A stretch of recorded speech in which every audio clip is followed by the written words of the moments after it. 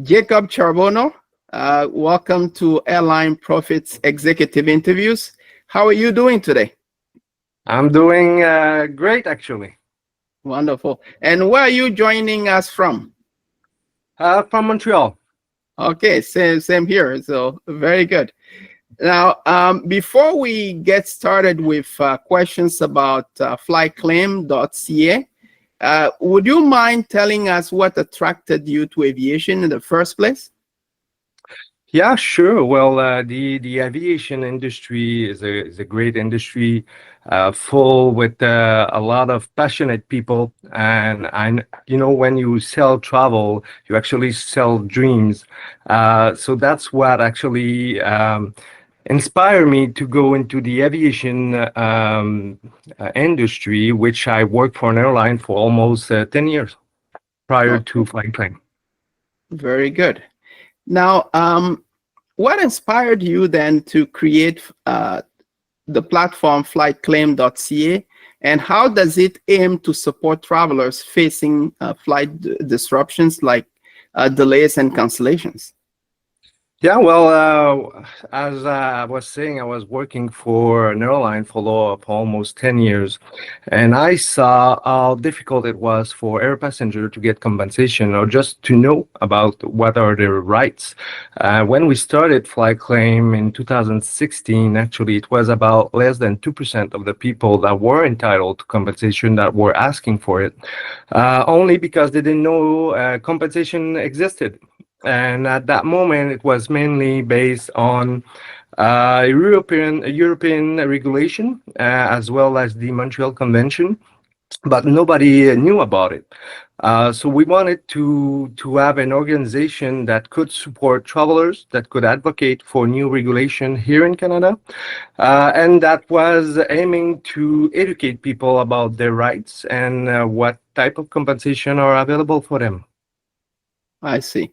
Now, can you walk us through the steps a customer would take when filing a claim with flightclaim.ca?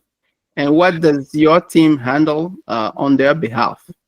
Yeah, we have different product. So the first one that we launched was a post-travel platform where people that faced flight disruption could go after the fact to seek for compensation. So they can go fill out a form. We do have a legal team that's going to take care of all the filing, all the documentation, to make sure that those people get the compensation they're entitled to. And the way we actually built that platform, it's a no risk, no fee model.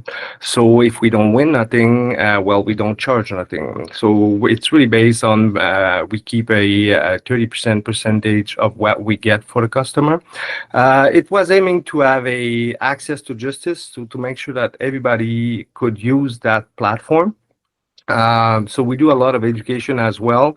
So what are the right of the people? And then we evolve, obviously, our business model as well. And we wanted to have a more proactive approach. So we did launch this year a new virtual assistant that's called Peace of Mind, that you can find on peaceofmind.travel. And what we do with that is we are really following the passenger throughout the journey.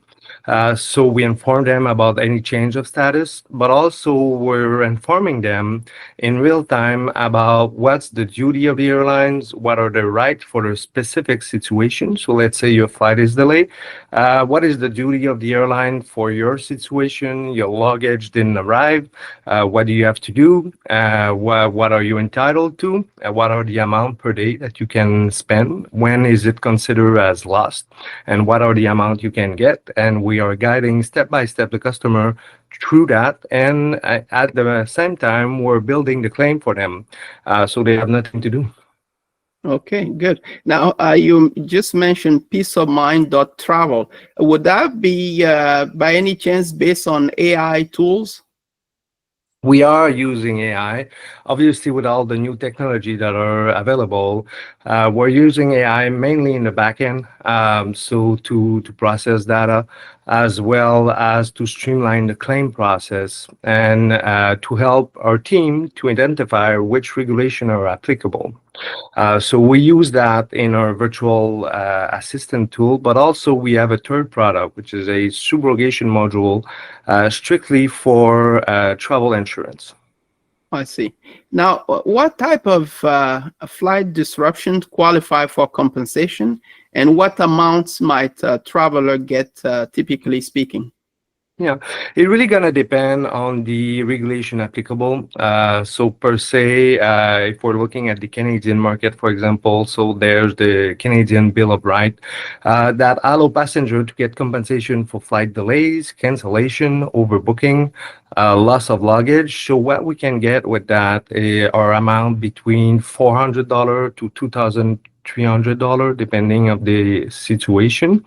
But on top of that, there's also the Montreal Convention that allow to get refunds for expenses. So if you add meal expenses, transportation expensive, as if you had to buy a new airplane ticket, for example, that's something we can claim as well. If you lost some work, so you were, let's say, stuck at destination, you weren't able to come back on the scheduled date. Those are the kind of expense that we can get. There's other type of regulations. So there's one in Europe that's been there since 2004, 2005. So European regulation will give access to compensation as well, just like the Canadian one for flight delays, cancellation, overbooking, as well as luggage. And there's the DOT regulation in the US, where you can now, and it's brand new, there's new ruling in place where you can get refund when your flight is canceled or delayed. So those are the things that are in place. There's more and more countries that are putting regulation in place. So Brazil is one of them. Australia is one of them as well. Okay, very good. So you just anticipated my next question. There was about key regulations. So you mentioned the Montreal Convention, European regulation. You mentioned also the US DOT regulation, and you just mentioned that Brazil is among the countries that are putting new regulations in place to protect customers. So do you mind telling us, do you serve only passengers based in Canada, or do you serve them passengers outside of Canada as well? Yeah, we have a customer all around the world. So the thing is, when we're looking at the regulation, the Canadian regulation per se, for example, it does apply. It's not based on your citizenship. It's based on whether the flight is departing or arrive to a Canadian airport, or even if you have only a connection to a Canadian airport, it will apply. So you can fly on from Japan to Canada and then to US.